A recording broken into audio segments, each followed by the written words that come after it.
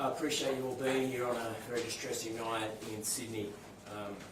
At approximately 6:47 this evening, two individuals began firing on a crowded group of families on Bondi Beach at Archer Park.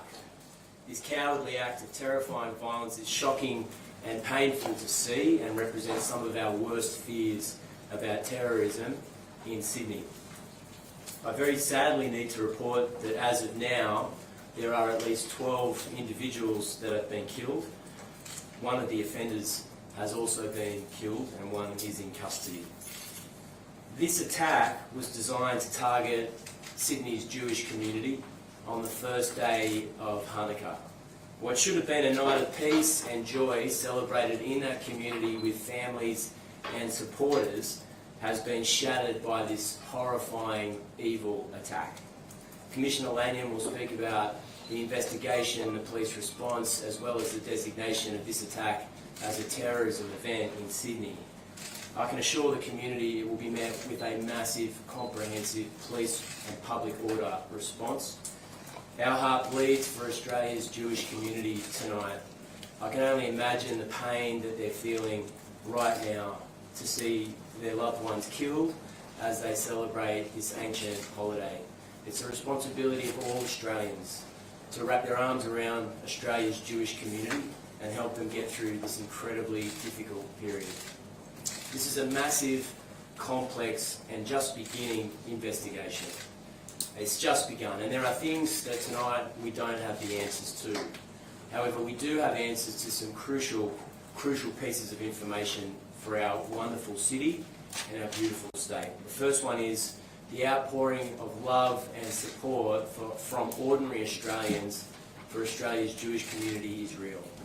Secondly, today is another example of the enormous pressure and responsibility, the danger that New South Wales Police regularly face as part of their job.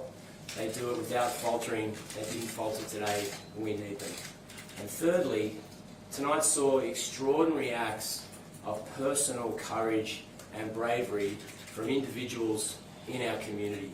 And I think it's worth remembering that in all of this evil, in all of this sadness, there are still wonderful, brave Australians that are prepared to risk their lives to help a complete stranger.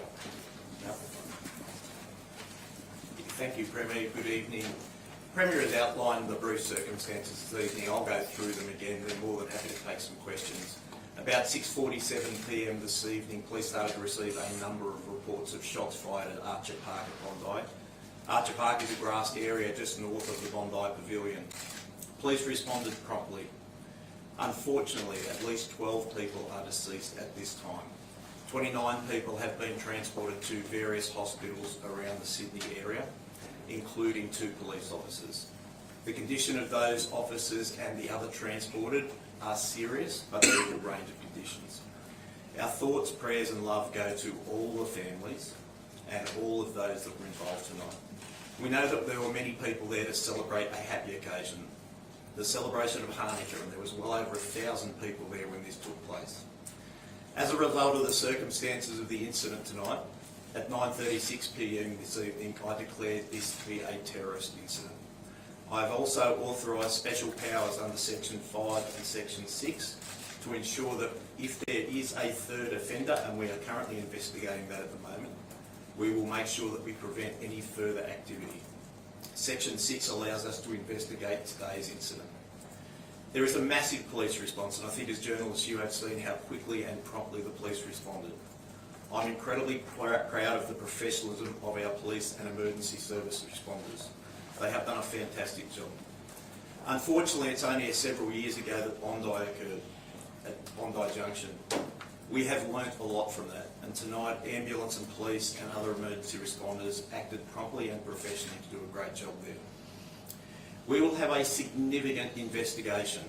Our Counter-Terrorism Command will lead this investigation with investigators from the State Crime Command. No stone will be left unturned. This type of disgraceful activity, this wanton use of violence, the taking of innocent lives is unacceptable to New South Wales. It's not our way of life. I've been very clear since I've been the Commissioner that as a police force, we won't stand for this type of violence.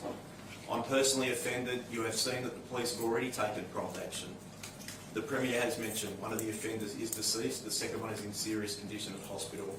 We will focus to ensure that there is no further threat to the public. Could I ask, but this is a time of calm. This is a time where I want to make sure that there is no retribution. The police are investigating thoroughly. We have acted promptly. We have taken decisive action. Could I just ask for calm in the community? Allow the police to do our job. We will work closely with community and I'll continue to provide updates about the investigation as they go on. Thank you. I'll hand over to the Minister and then happy to take questions. So, do we have an age range of the victims? Obviously it's early days, but of those deceased? No, very early, sir. I don't have those details at the moment. As you can imagine, there has been a fair dislocation. The ambulance service responded brilliantly. They've had to convey people right around the city to numerous hospitals, so at this stage we don't have those details. Commissioner, there's 12 people. Sorry, can I just ask one at a time? Sorry. Commissioner, do you have any intelligence about the two shooters? We're working through that at the moment. Obviously, part of the declaration is because I have information about the deceased shooter. It's not something I'm prepared to give at the moment. It will be part of the investigation, but we will work tirelessly through our counter-terrorism command to make sure we investigate all of the circumstances. Commissioner, the 12 people that are deceased, do they include the gunman that is deceased, or is the gunman additional to that 12? We've set up the 12 deceased at the moment. This is a really fluid situation. I would like to provide more certainty, but certainly the numbers that we are talking at the moment include the gunman. Were any children among the deceased? At this stage, I don't believe so. However, I do believe that a child was transported to hospital. Again, I don't want to give information that turns out to be incorrect. It is very early. We know that there has been a number of people turn up to hospital. We've had 29 others transported, and we know people are still turning up there. What gives you reason to think there might be a third gun person? Unfortunately, in these sort of circumstances, we get information from a range of areas. We tend to be as safe as we possibly can, so that we know that we have two definite offenders, but we want to make sure the community is safe. So we will run down this investigation. The reason that we have so many investigators out tonight is we want to make sure that that happens. The fact that we've declared this as a terrorist incident, we've provided special powers, is to make sure that we prevent any further. I cannot confirm there is a third offender, but I want to make sure there's no stone left unturned. Some news outlets are reporting a home in Bondi Beach is being raided. Can you confirm that? No, I'm well aware on social media that an identity of a person believed to be one of the government has been circulated there. When I ask for calm, that is really important. This is not a time for retribution. This is a time to allow the police to do their duty. So police are responding to make sure that all of the community is safe. That is our role. What can you tell us about public order riots, court officers raiding homes? Is that is that happening right now? What I'd say to you is that we have police right around the city at the moment to make sure that all of the community is safe. I don't want to go into too much specific activity. Our job is to respond to intelligence we get, respond to information, but make sure the community is safe. So unashamedly, we do have a lot of public order and rights squad and other police out on the streets at the moment to make sure there is calm. This disgraceful act will not go unpunished. Sorry. So given it was a Hanukkah event, first night of Hanukkah, were there any additional police resources around the Bondi area or Dover Heights in case there was any problems? There certainly were police patrolling that area. We were well aware and we worked closely with the Jewish community in terms of Hanukkah. The Jewish community has its own security group that we work very closely with, so there were police present. The fact there was such prompt action taken demonstrates the police were present. What about an active threat tonight? Sorry. Is there still an active threat? No, what I've said before is that we're aware definitely of two offenders at the moment. One of those is deceased, one is in hospital at the moment.